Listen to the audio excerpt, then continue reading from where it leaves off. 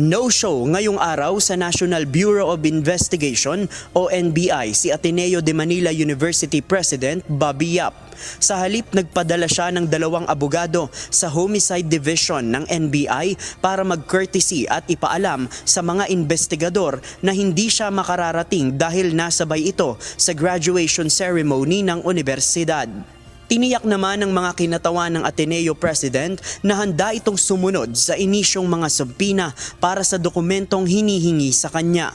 Samantala, nagsumiti na ng affidavit si Ateneo Blue Eagles Assistant Coach Dean Castaño. Humarap sa NBI ang kanyang legal counsel at sinabing nakahandang makipagtulungan si Castaño sa mga otoridad. Bukod sa NBI, isinumiti rin nila ang affidavit sa Criminal Investigation and Detection Group o CIDG. We came here today to submit our affidavit, the affidavit of our client, Assistant Coach Dean Castaño, for him also to show that he's willing to cooperate with the authorities.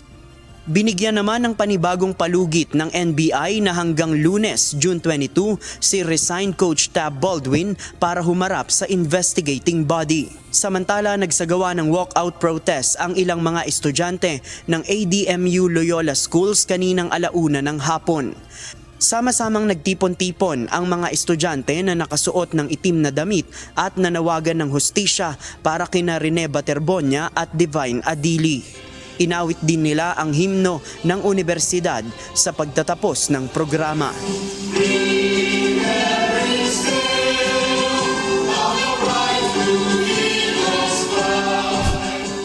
Samantala, pagbabawalan muna ng University Athletic Association of the Philippines o UAAP ang coaching staff ng Ateneo Blue Eagles men's basketball team na kasama sa Aurora team building activity na makilahok sa anumang UAAP-related activities habang isinasagawa pa ang investigasyon kaugnay ng insidente.